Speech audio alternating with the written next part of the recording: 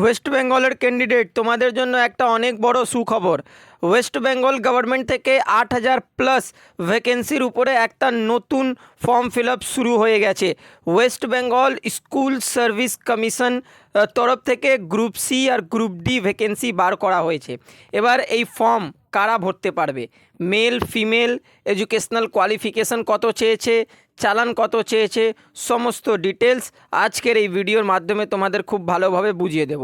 তো চলো ভিডিওটাকে শুরু করা যাক। চ্যানেল মধ্যে যদি নতুন ভিজিট করে থাকো তাহলে চ্যানেলটাকে নিশ্চয়ই সাবস্ক্রাইব করে দেবে। দেখো, WBSSC West Bengal school service commission থেকে গ্রুপ সি আর গ্রুপ ডি পোস্টের উপরে ভ্যাকেন্সি বের করে দেওয়া হয়েছে। ফর্ম ফিল আপ 3 নভেম্বর আজকে থেকে শুরু হয়েছে, চলবে 3 ডিসেম্বর 2025 পর্যন্ত। পুরো 1 মাস টানা ফর্ম ফিল আপ চলবে। তো তোমরা ফর্ম ফিল আপ করে নেবে যারা এলিজিবল থাকবে। Last date for fee payment ফর্মের 3 ডিসেম্বর পর্যন্তই চলবে। Exam date, admit card, notify letter আছে। যেদিন অফিসিয়ালি আপডেট আসবে এক্সাম ডেট অ্যাডমিট কার্ড নিয়ে সঙ্গে সঙ্গে আপডেট করে দেবো ভিডিও বানিয়ে। চলো এবার ফর্ম ফিল আপ করার জন্য চালান কত লাগবে। যত জেনারেল, ওবিসি, ইডব্লিউএস, আদার স্টেটের ক্যান্ডিডেট রয়েছে তাদের জন্য 400 টাকা চালান লাগবে, ঠিক আছে। যত SC ST ফিজিক্যাল হ্যান্ডিক্যাপ রয়েছে তাদের জন্য 150 টাকা চালান লাগবে।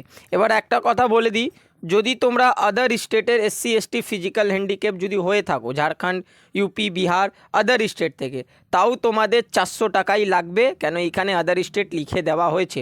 অনলি ফর যারা ওয়েস্ট বেঙ্গলের SC ST আর ফিজিক্যাল হ্যান্ডিক্যাপ আছে তাদের জন্যই 150 টাকা লাগবে। ক্লিয়ার?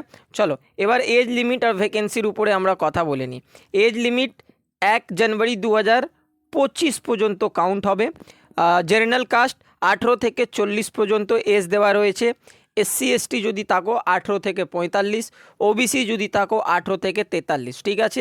ভ্যাকেন্সি তোমাদের 8,477 ভ্যাকেন্সি দেওয়া গেছে, সেটা তোমরা দেখতে পাচ্ছ। তো অনেক বড় অপরচুনিটি রয়েছে। এবার গ্রুপ সি এর মধ্যে যে পোস্ট রয়েছে ক্লার্কের ভ্যাকেন্সি 2,989। গ্রুপ ডির ভ্যাকেন্সির মধ্যে 5,488 ভ্যাকেন্সি দেওয়া গেছে। এবার গ্রুপ সির মধ্যে যে ক্লার্ক পোস্ট রয়েছে তার educational qualification normally 10th pass যদি আছো তাহলে ফর্ম ভরতে পারবে। গ্রুপ ডির মধ্যে 8 পাস যদি আছো তাহলে ফর্ম ভরতে পারবে, ঠিক আছে। সমস্ত ডিটেলস তোমাদের বুঝিয়ে দিয়েছি, আর কিচ্ছু লাগবে না।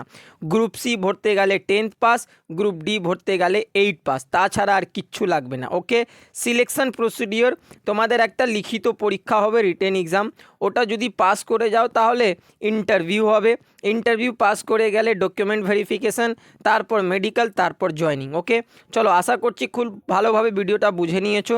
যদি ফর্ম ফিল আপ না করতে পারো তাহলে কমেন্ট করো, একটা ভিডিও বানাবো, টিউটোরিয়াল ভিডিও কী করে ফর্মটা ফিল আপ করতে হবে। চলো নেক্সট ভিডিওতে দেখা করব। ততক্ষণ পর্যন্ত আমার ফুল ভিডিও দেখার জন্য থ্যাংক ইউ। জয় হিন্দ, জয় ভারত, বন্দে মাতরম।